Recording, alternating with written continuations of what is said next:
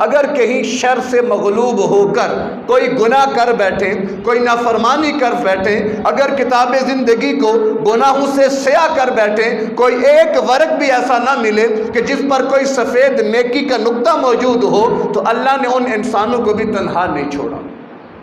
اللہ نے ان کو بھی دیوار کے ساتھ نہیں لگایا، بلکہ ان کو بھی اللہ نے تسلی دی، یا عبادی الذین اسرفوا علی انفسہم، کہ میرے وہ بندے کہ جو اپنی جانوں پر ظلم کر بیٹھے، لا تقنطوا من رحمت اللہ، میں رب ان سے کہہ رہا ہوں اتنے گناہوں میں الجھ کر پھنس کر بھی تم نے میری رحمت سے نا امید نہیں ہونا، لا تقنطوا من رحمت اللہ، اللہ کی رحمت سے کبھی نا امید نہ ہونا، ان اللہ یغفر الذنوب جمیعا، اللہ فرماتے ہیں میں تمہارے سارے گناہ معاف کر دوں گا، اللہ کو پوچھنے والا کون ہے؟ تو لہٰذا اللہ کی رحمت اور کرم برس رہا ہے، اسی کی ایک امید کہہ لیں، ایک کرن کہہ لیں، ایک اس کی مثال کہہ لیں، وہ ماہ رمضان بھی ہے کہ اللہ نے نیکیوں کا موسم بہار دے دیا، اتنا سا عمل کرو اتنا بڑا اجر دوں گا کہ تمہارے تصور سے بھی باہر ہے۔ اب یہ کیا ہے؟ اللہ اگر رمضان نہ دیتا تو ہمارے اختیار میں کیا تھا؟ اللہ اگر ہمیں رمضان کی شب قدر نہ دیتا، شب قدر انا انزلناہ فی لیلۃ القدر وما ادراک ما لیلۃ القدر، تمہیں کیا خبر، تمہیں کیا معلوم کہ لیلۃ القدر کیا ہے؟ القاریہ ما القاریہ وما ادراک ما القاریہ، وہ کھڑکھڑانے والی کیا ہے، کھڑکھڑانے والی، تمہیں کیا خبر کہ وہ کیا ہے؟ یعنی اللہ فرما رہا ہے کہ تم نہیں پہنچ سکتے اس چیز کی حقیقت تک، تو فرمایا کہ وما ادراک ما لیلۃ القدر، تمہیں کیا خبر کہ وہ شب قدر کیا ہے، وہ لیلۃ القدر کیا تمہیں نہیں معلوم، تم اس کی فضیلت اور حقیقت سے نہ واقف ہو، تم اس کی بنیاد اور گہرائی تک نہیں پہنچ سکتے ہو، تو بارکہ وہ بھی اللہ نے اسی مبارک مہینے میں ہمیں عطا فرمائی ہے کہ جس میں اگر کوئی شخص 2 نفل نماز پڑھ لے تو ہزاروں مہینے نوافل ادا کرنے کے برابر ثواب ملے گا، خیر من 1000 شہر، 1000 شہر 1000 مہینے، 1000 مہینے کا ثواب اللہ نے نہیں فرمایا، خیر، لفظ خیر یعنی 1000 مہینوں سے بھی بہتر اور زیادہ تمہیں اللہ اس کا اجر دے گا، وہ کتنا دے گا اللہ نے نہیں بیان فرمایا، تو اس ایک رات میں کسی نے ایک تسبیح سبحان اللہ کی پڑھ لی، اب 1000 مہینوں کو اگر سالوں میں تقسیم کریں تو یہ غالباً 82-83 سال بنتے ہیں، اگر ہم اسی پر رکھیں تو اگر رات کو کسی نے ایک رکوع پڑھ لیا تو 83 سال قرآن پڑھنے کا ثواب مل گیا، ایک تسبیح ذکر کی کر لی 83 سال مسلسل اللہ کے ذکر کا ثواب مل گیا، 2 نفل پڑھ لیے 80 82 83 سال کے نوافل پڑھنے کا اجر، لیکن قرآن میں رب کیا فرماتا ہے؟ خیر، اللہ تو اس سے بھی زیادہ عطا فرمائے گا۔ کیسا موسم بہار، کیسی سیل لگی ہے، یہی تو وجہ ہے اللہ کے محبوب پیغمبر ممبر پر تشریف لائے، پہلی سیڑھی پہ قدم رکھا تو آمین،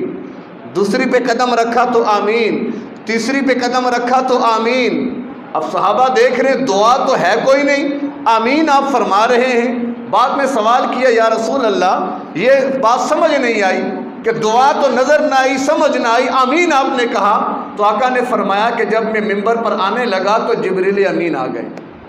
اور انہوں نے آ کر 3 بد دعائیں فرمائیں اور میں نے ان پر آمین کہا۔ ایک تو فرمایا تھا کہ جو میرا نام سنے اور درود نہ پڑھے اس پر اللہ کی لعنت، میں نے کہا آمین۔ نمبر 2، اپنے والدین میں سے ایک کو یا دونوں کو بڑھاپے میں کوئی آدمی پائے اور پھر بھی جنت کا مستحق نہ بن سکے، ان کی خدمت کر کے جبریل نے کہا اس پر بھی اللہ کی لعنت، میں نے کہا آمین۔ اور نمبر 3، جس نے رمضان کا مبارک مہینہ پایا اور پھر بھی اپنی بخشش نہ کرا سکا اس پر اللہ کی لعنت، پیغمبر نے کہا آمین۔ تو جہاں فضائل اتنے زیادہ ہیں تو کوتاہی پر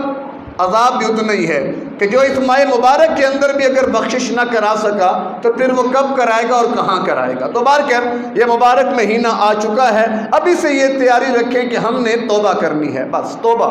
سب سے بڑا کام، اگر میں اور آپ سچی توبہ کر لیں سمجھ لیں ہمارا رمضان کامیاب ہو گیا۔ ہم لوگ توبہ نہیں کرتے بھی ہیں، صبح کرتے ہیں شام کو ٹوٹ جاتی ہے، شام کرتے ہیں صبح ٹوٹ جاتی ہے، دن کو کرتے ہیں گھنٹے بعد ٹوٹ جاتی ہے۔ وہ اللہ کی کتنی کرم، کتنی مہربانی ہے، اللہ کا کتنا کرم،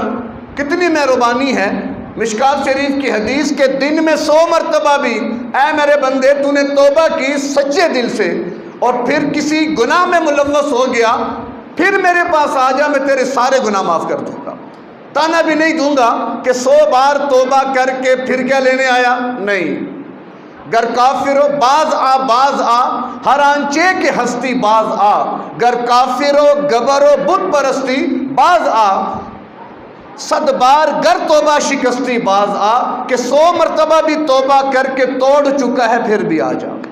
ای درگاہ ماں درگاہ نا امیدی نیست، یہ وہ دربار ہے کہ جہاں پر نا امیدی کا کوئی بھی المیہ نہیں ہے، کوئی ایسا معاملہ نہیں ہے۔ یہ وہ دربار ہے کہ جہاں پہ آنے والا کبھی محروم نہیں جاتا۔ لہٰذا جتنی بار گناہ ہو جائے، اب یہ مطلب نہیں کہ ہم بھی ایک مذاق بنا لیں، ایک کھیل بنا لیں، کیونکہ یہ بھی لکھا علماء نے کہ توبہ کی امید پر بار بار گناہ کرنا یہ توبہ کا مذاق ہے، یہ اللہ کی ذات کا مذاق ہے۔ اس لیے جب بھی توبہ کی جائے تو سچے دل سے، اور ویسے بھی توبہ قبول وہی ہوتی ہے جو سچے دل سے ہو۔ اوپر توبہ توبہ توبہ توبہ، ہماری توبہ کیا ہے؟ توبہ توبہ توبہ، یہ توبہ نہیں ہے۔ دل سے توبہ کرنا، گناہ پر احساس ندامت کا ہونا، آئندہ نہ کرنے کا عزم ہونا، اگر کوئی حق ذمہ رہ گیا اس کو ادا کرنا، یہ ہے وہ توبہ۔ یا ایھا الذین آمنوا توبوا الی اللہ توبۃ نصوحا، اے ایمان والو پکی توبہ کرو، پکی توبہ، کچی نہیں، کچی گولیاں مت کھیلو۔ اپنے دنیاوی معاملات میں تم کچی گولیاں نہیں کھیلتے ہو، جب باری رب کی آتی ہے تو کچی گولیاں کھیلتے ہو۔ رب کے ساتھ مذاق مت کرو، رب کے ساتھ ٹھٹھا مت کرو، استہزاء مت کرو۔ رب بہت بڑی ذات ہے، پکڑنے پر آئے تو آپ نے اللہ کے معاملات اور واقعات قرآن میں جا بجا پڑھے ہیں کہ جب خالق کے کائنات نے قوموں کو پکڑا تو پھر قیامت تک کے لیے انہیں نشان عبرت بنا دیا اللہ نے، قیامت تک کے لیے۔ تو اس لیے اللہ کی رحمت کو چیلنج نہیں کرنا، اللہ کے غصے کو چیلنج نہیں کرنا، اور رحمت کی امید پر مذاق نہ خود بننا ہے نہ اپنے دین کو بنانا ہے۔ تو